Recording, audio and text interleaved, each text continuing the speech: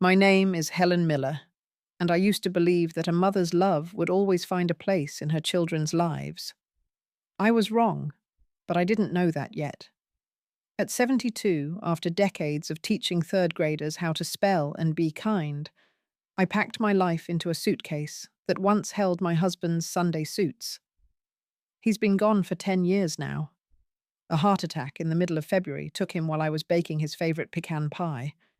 Since then, I've lived alone in a small white house in Brunswick, Maine, where the winters are long and the nights even longer.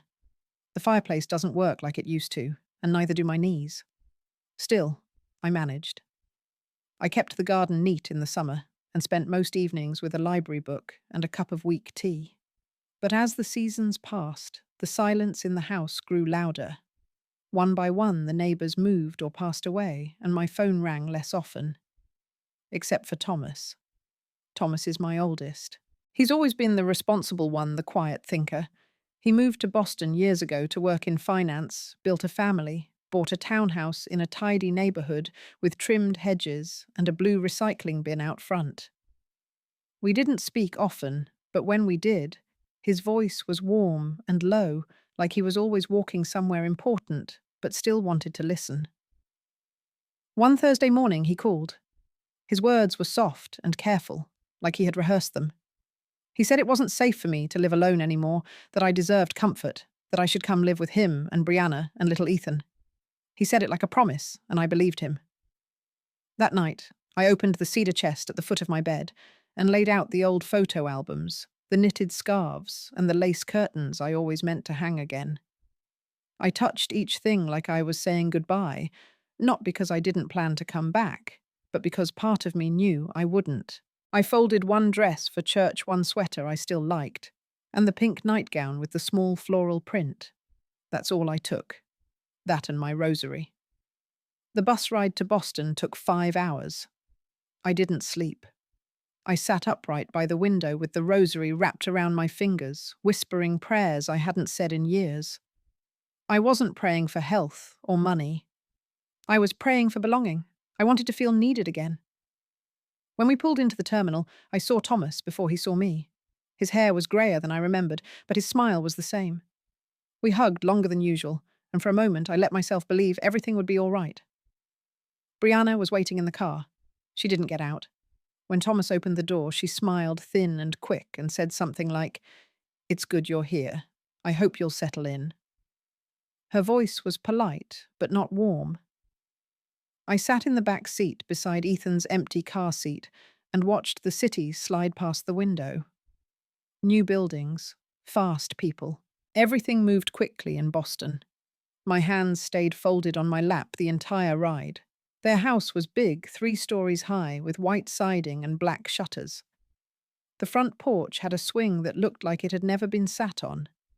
Inside, everything smelled new and lemony, like a magazine ad. The floors gleamed, not a toy or book out of place. Ethan came running down the stairs. His face was bright and open, and when he hugged me, it felt real. "You're my grandma," he said. "Yes, sweetheart. I'm your grandma, Helen." My voice almost broke. That first day, Brianna made lasagna. She told me to sit and rest. Thomas poured wine. We talked about the weather and my old house, and how Ethan liked dinosaurs. I laughed. I hadn't laughed in a while. I went to bed that night thinking, maybe this is what healing looks like. But the next morning, things shifted. I came downstairs early, as I always do. The kitchen was quiet, the coffee pot full. I poured a cup and offered to make toast. Brianna walked in, arms crossed, and said, "No need. We have a routine here. Just relax."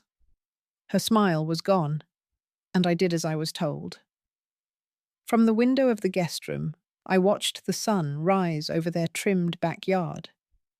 I thought of my garden back home, the one full of wild mint and unruly tomatoes. I missed the mess of it, the way it felt lived in. I didn't say anything to Thomas that day, or the next. He looked tired, always checking his phone. I didn't want to add to his burden. I told myself maybe I was just adjusting. Maybe Brianna needed time. Maybe I did too. But somewhere deep inside the part of me that used to teach children to notice quiet voices whispered something I didn't want to hear. I was a guest, and guests don't stay forever. The days that followed felt quiet in a way that didn't comfort me. There was no shouting, no slammed doors, just a softness too still to trust. I tried to find my place gently. I woke early as I had done for years, my body trained by decades of school bells and quiet morning routines. I tiptoed into the kitchen, hoping to make coffee before the rush began. I wanted to contribute. Even a simple thing like setting out mugs gave me purpose. Brianna walked in and paused at the doorway. Her robe was silk, her expression unreadable. She tilted her head and said, "Oh no, we don't need help in the mornings. Everything's already planned." Her voice didn't rise, but her words drew a line I wasn't meant to cross. I nodded, stepping back unsure what else to do. The coffee I poured was left untouched on the counter. She made a new pot an hour later, poured it into her travel mug, and didn't say a word. At breakfast, I waited until everyone sat before taking a seat. Thomas read emails on his phone. Ethan chatted about a school art project. Brianna served scrambled eggs and toast. She set 3 plates, then paused. Her hand hovered over the 4th, then lowered. She turned back to the fridge. I cleared my throat gently the way I would in a classroom. She turned slightly and said, "I thought maybe you'd already eaten," then walked off. I smiled, as if to say it was nothing, but inside, something tugged hard. That morning, I cleaned the hallway mirror. It was cloudy with fingerprints. It felt good to do something small. Brianna saw me with the cloth in my hand and stopped mid-step. Her words were measured, almost too calm. "We have a cleaner for that. Please don't feel like you need to do chores. You're here to relax." I apologized. She smiled, but it didn't reach her eyes. I returned the cloth to the closet and sat down on the love seat in the living room, folding my hands in my lap. Later that afternoon, Ethan brought me one of his puzzles. We sat on the carpet and started building a blue ocean scene. I was just about to tell him a story about the whales we once studied in my old classroom, when Brianna's voice came from the hallway. "Ethan, time for homework. You need focus, not distractions." I stood up slowly, letting the puzzle remain unfinished. Ethan frowned but didn't argue. I told myself maybe it was just structure. Maybe she was just protective. That night, dinner was takeout. Chinese food in little boxes, 3 pairs of chopsticks. I watched Thomas hand out the boxes without a second thought. Brianna opened hers with practiced ease. Ethan looked between them, and then at me. No one offered me a box. I told them I wasn't hungry. I stayed in my room the rest of the evening. The wallpaper was pale blue with little tulip patterns. The bed was firm, the pillows clean. It should have felt restful, but I sat on the edge, hands on my knees, and stared at the closet door. I wasn't angry. Not yet. But I was starting to understand. I was welcome so long as I didn't touch anything. I was part of the household so long as I didn't speak too loudly, eat too much, or linger too long. Brianna never said I was unwanted, but every word she did say carved out the shape of silence around me, and Sweet Thomas, never interrupted her. He just watched from doorways or behind his phone, as if distance could protect him from what was happening right in his home. I wasn't their house guest. I was becoming their ghost. And even though I was still breathing, I was already beginning to disappear. Dinner that night was quieter than usual. The table was set for 3, and I sat down at the far end waiting. No one looked up. Brianna moved between the stove and the counter, plating food in even careful portions. Ethan asked if we were having dessert. Thomas laughed softly and told him, maybe later. I kept my hands folded, watching as 3 full plates were carried to the table. No one brought me one. The chair beside mine remained empty, the placemat bare. I opened my mouth to speak, then closed it again. It felt too late to say something without making it worse. So I smiled barely and said I'd had a late lunch. That was a lie. I watched the meat, the clink of forks, the hum of casual conversation. It all moved around me like I wasn't there. No one asked if I wanted anything. No one noticed I hadn't touched a thing. When dinner ended, Brianna cleared the table.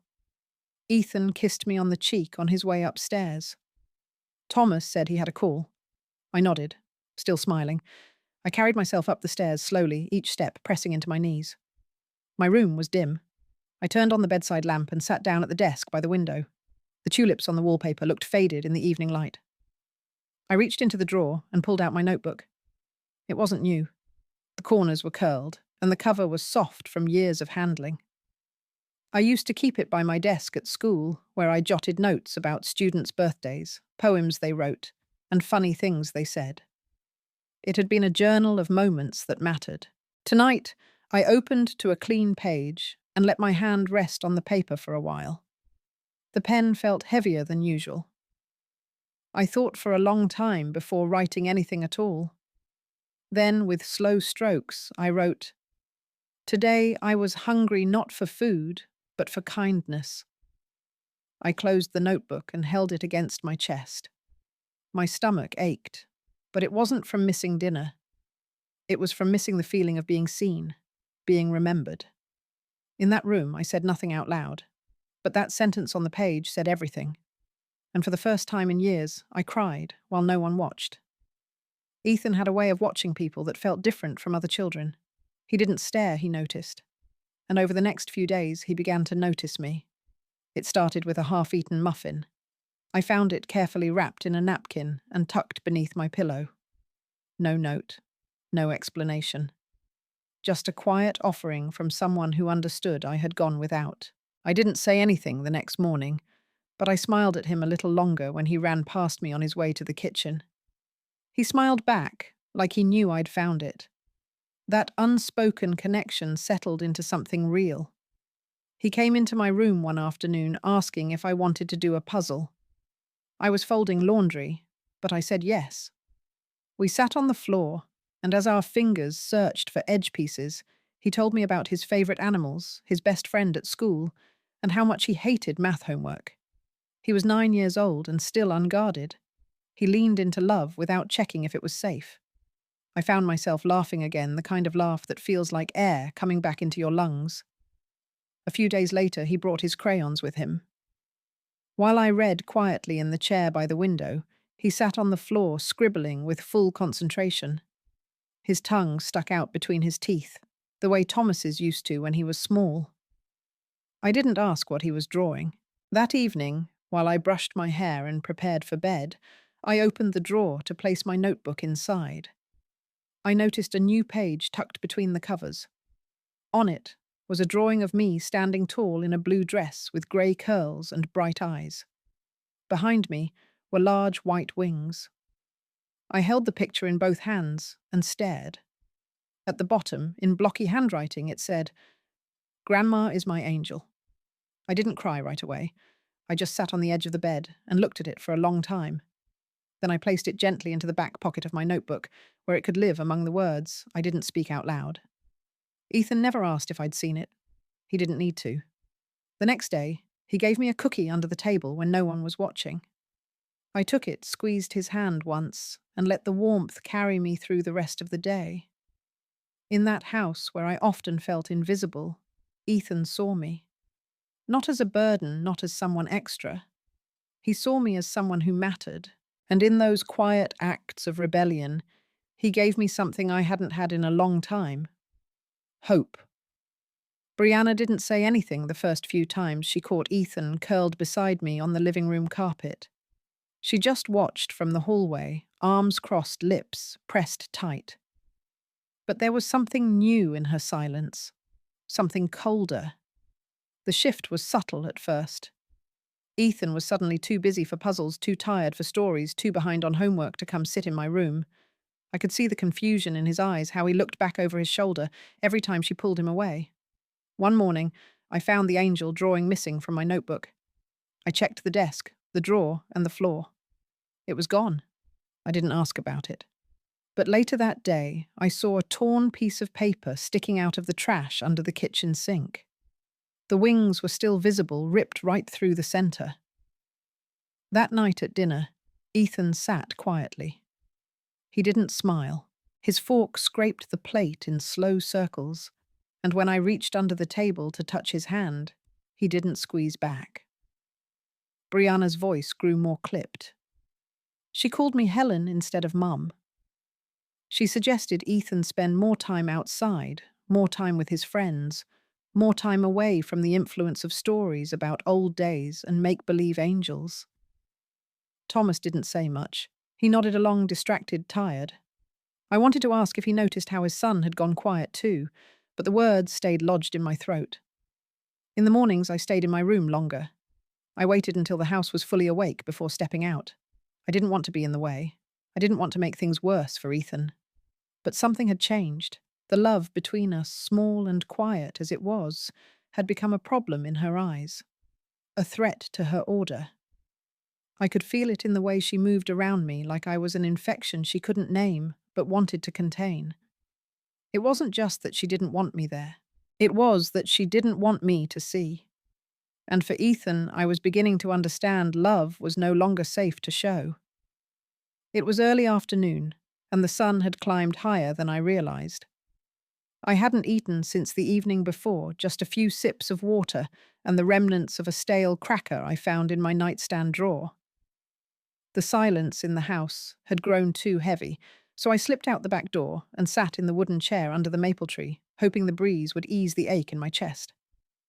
The chair creaked beneath me as I leaned back, closing my eyes.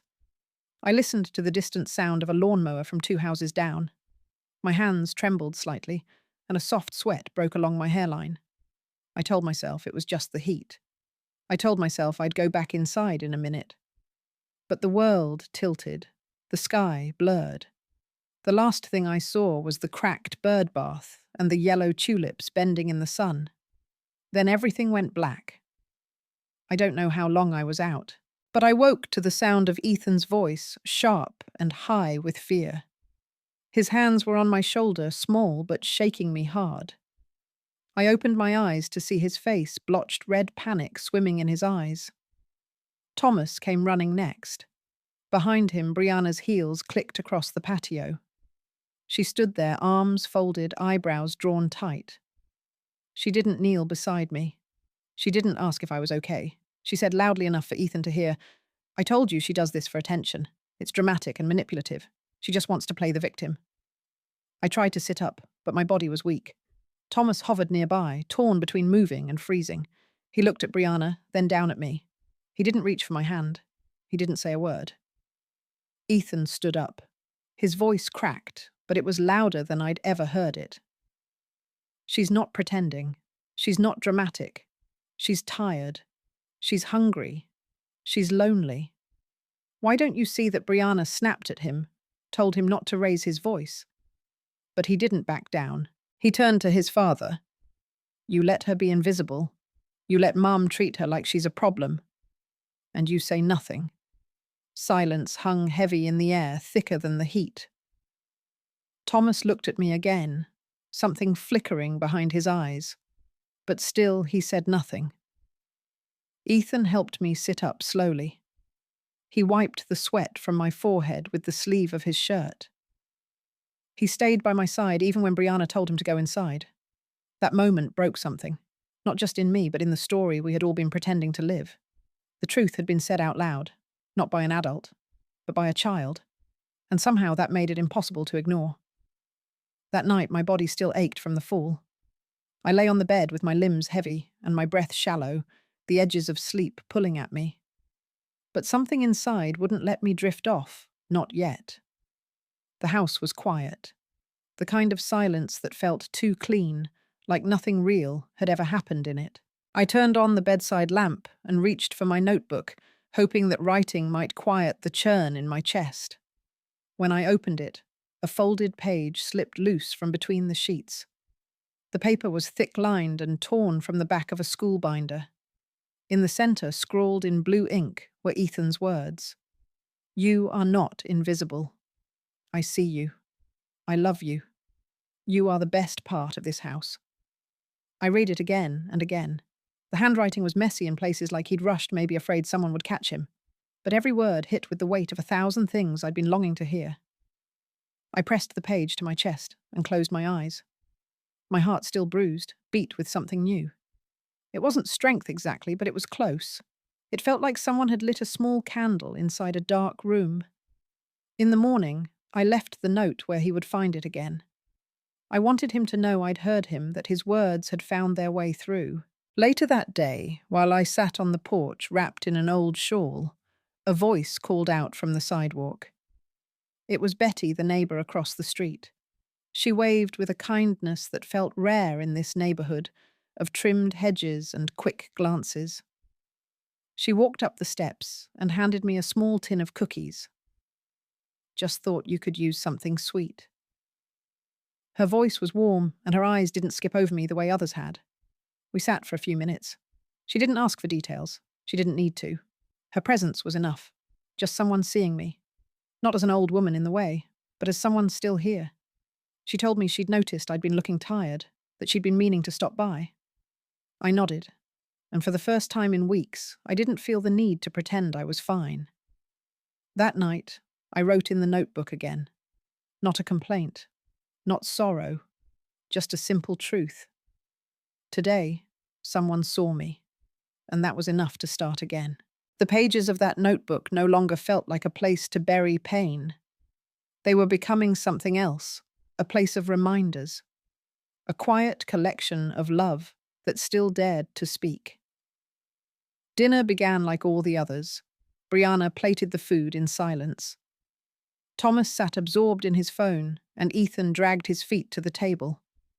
I took my usual seat at the edge, my plate smaller, my voice even smaller. But something was different that night.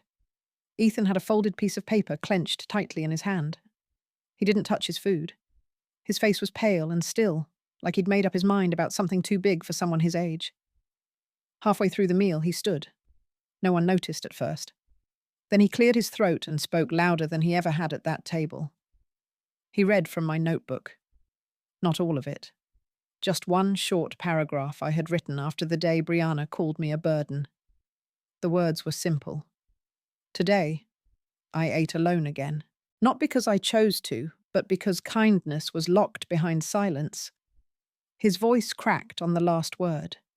The room froze. Thomas looked up confused. Brianna's fork clinked against her plate. Then Ethan looked at each of them one by one and said what I had never dared to. She's not just a grandma. She's a person. She's sad every day and you don't care.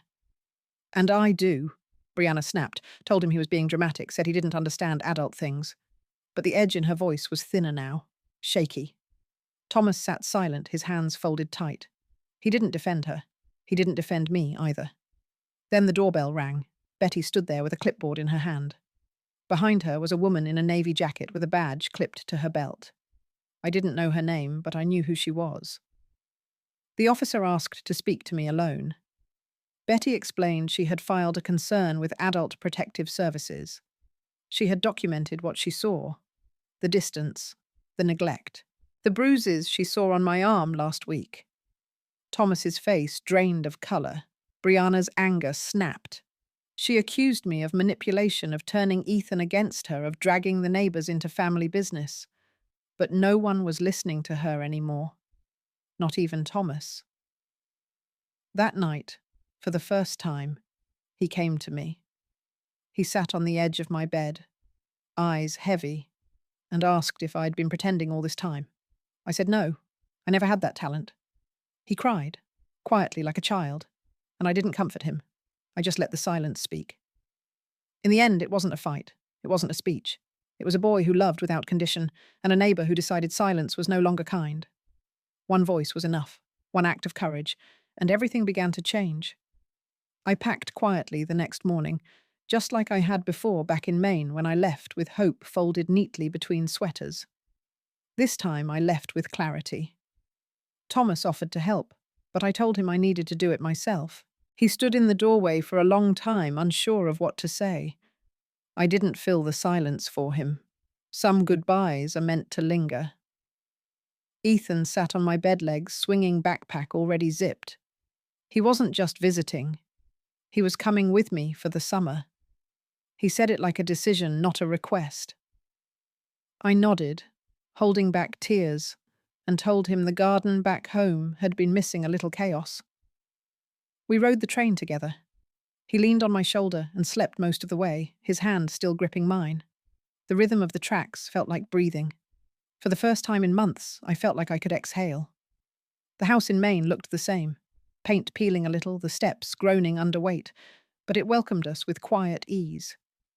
The kitchen still smelled faintly of cinnamon and dust. I opened the windows wide and let the air in. Ethan ran through the backyard chasing butterflies and old stories. I watched him from the porch, notebook in hand. The same notebook, only now its pages held both pain and proof of healing. That evening we sat together in the garden. The sun dipped low behind the trees, painting everything in gold. I read aloud some of the lines he had written. He laughed at the ones where he misspelled words. I held his hand and felt the steadiness of presence. Then he looked up and asked me, "What makes a house a home?" I thought for a moment. I looked around at the chipped paint, the crooked fence, and the messy flower beds. I said maybe it's not the walls or the roof or how clean the floors are. Maybe it's how safe you feel inside it. And maybe the real question is simpler than that. I opened the last page of my notebook and wrote slowly while he watched. Is it really a home if it doesn't make you feel loved? He didn't answer. He just leaned his head against my shoulder again. And in that moment, I knew I was exactly where I was meant to be.